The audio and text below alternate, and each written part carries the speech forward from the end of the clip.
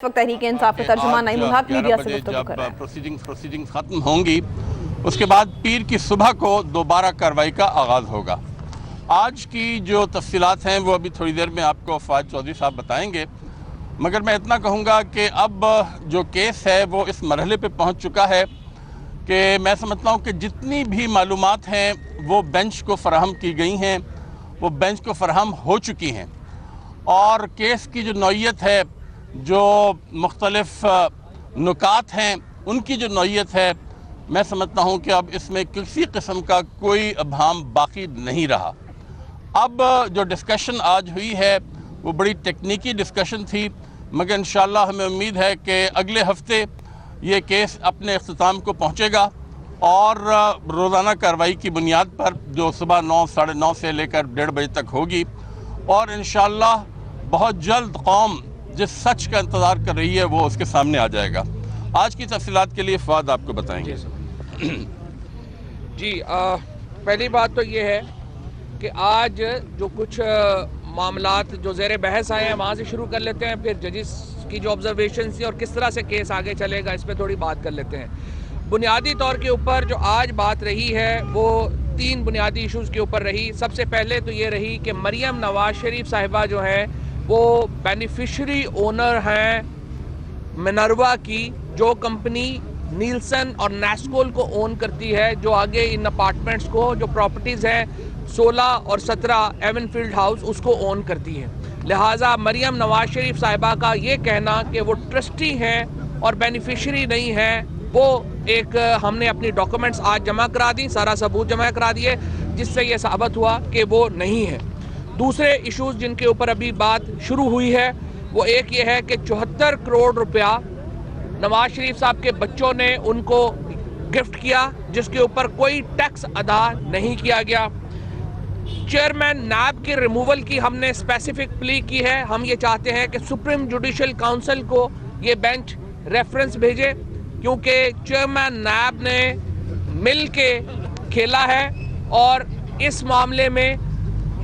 Mosaic फ़ोनेस्का के मामले में और जो मनी लॉन्ड्रिंग के मामलात में वो हुकूमत के साथ मिलके उन्होंने खेला है वज़ीर आज़म और उनकी फैमिली को बचाने के लिए। लिहाजा उनके खिलाफ सुप्रीम जुडिशल काउंसिल में रेफरेंस भेजा जाए। उसके बाद एक और अहम बात जिसके ऊपर आज बात शुरू हुई है वो ये है कि हसन नवाज शरीफ साहब ने किस तरह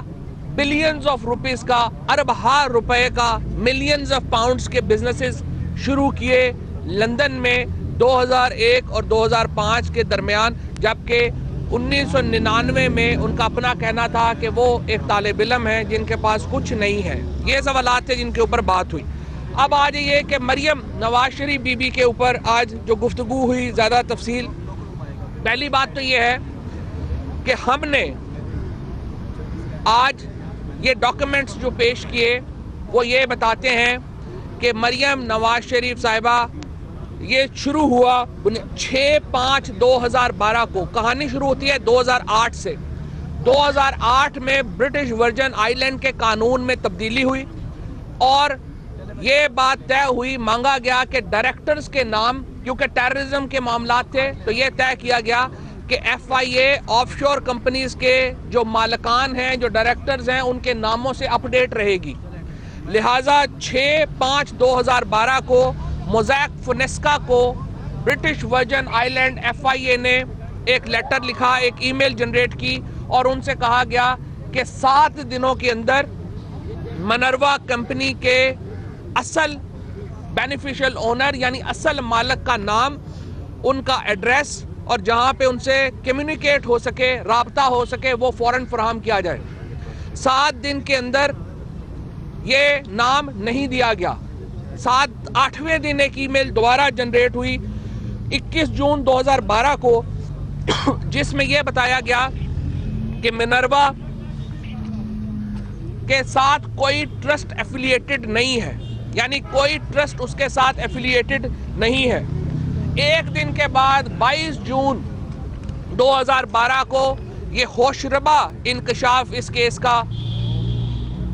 हुआ, जिसमें मोज़ैक फ़ोनेस्का ने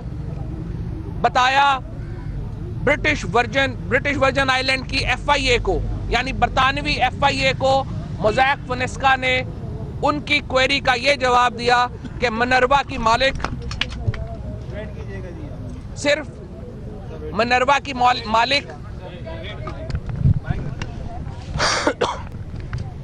सिर्फ और सिर्फ मरियम नवाज शरीफ है।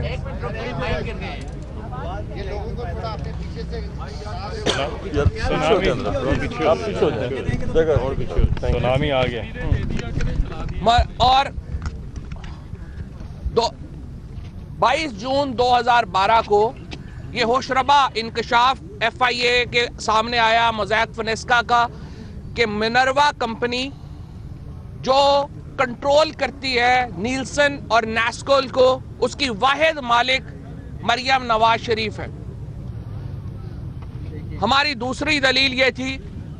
कि मरियम नवाज शरीफ साहिबा इतने पैसे नहीं हैं उनके पास कि वो ये प्रॉपर्टीज होल्ड कर सकती, कंट्रोल कर सकती, जबकि यह साबित हो गया कि मिनर्वा की वो मालिक है और इन प्रॉपर्टीज की मालिक असल में मिनर्वा है। मरियम नवाज शरीफ बीबी के पास इतने पैसे नहीं थे कि वो ये सब कुछ कर सकती, लिहाजा क्योंकि 2012 में अगर आप देखें तो उनको 5 करोड़ 16 लाख रुपए वजीर आजम नवाज शरीफ साहब ने प्रेजेंट किए, 2013 में 3 करोड़ रुपए प्रेजेंट किए, चौधरी शुगर मिल से 2011 में 4 करोड़ 23 लाख रुपए उन्हें मिले, हसन नवाज साहब ने उन्हें 2 करोड़ 89 लाख रुपए जो है वो लोन दिया। जो तमाम फाइनेंशियल ट्रांजैक्शंस हैं मरियम नवाज शरीफ बीवी की, वो बुनियादी तौर के ऊपर वजीर आजम नवाज शरीफ साहब के इर्द गिर्द घूमती हैं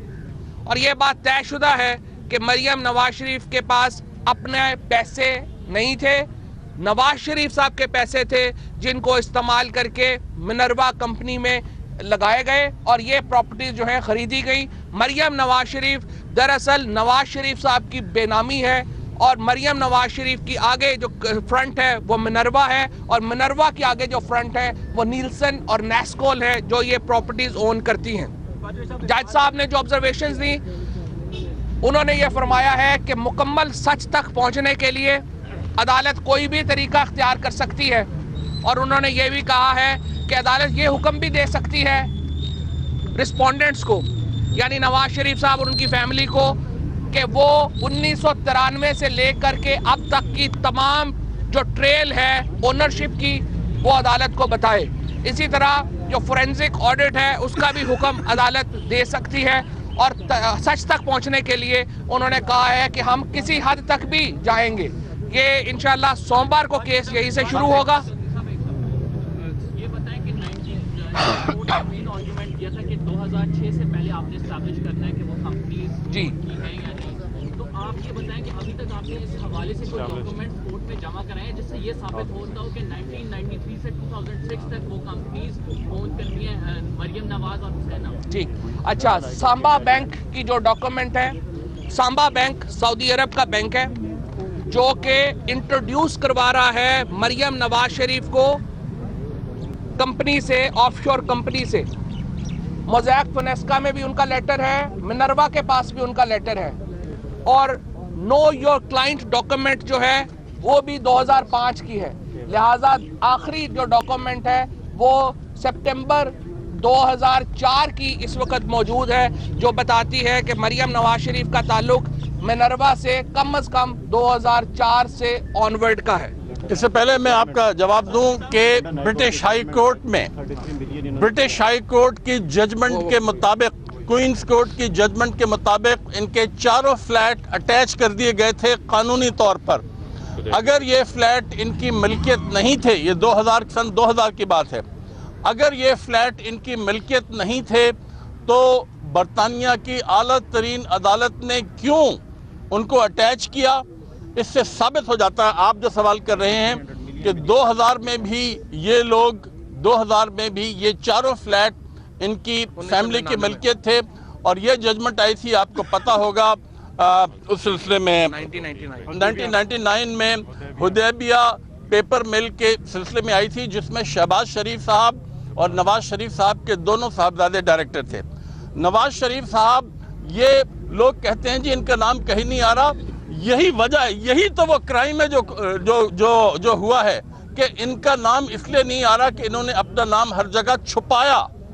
यही वो चीज है जिस पे इंशाल्लाह फैसला सुप्रीम कोर्ट करेगा। साहब ऐसा है कि आज भी जस्टिस आसिफ सईद खोसा ने ये कहा कि बारे सबूत जो है वो जिस पे इल्जाम लगता है उसी को करना पड़ता है, उसी को जस्टिफाई करना पड़ता है। ऐसा तासुर आ रहा है कि अदालत आज भी पीटीआई की एविडेंसेस से जज साहब ने ये कहा है, जज साहब ने ये कहा नहीं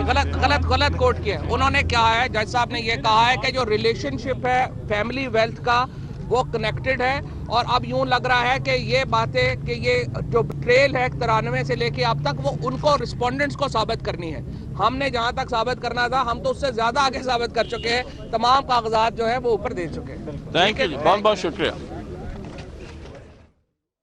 तहरीक इंसाफ के तर्जुमान नईमुल हक और फवाद चौधरी सुप्रीम कोर्ट के बाहर मीडिया से गुफ्तगू कर रहे थे। उनका कहना है कि जिस तरह से केस की समाअत रोजाना की बुनियादों पर हो रही है, जल्द ही ये मोड़ आएगा कि दूध का दूध और पानी का पानी हो जाएगा।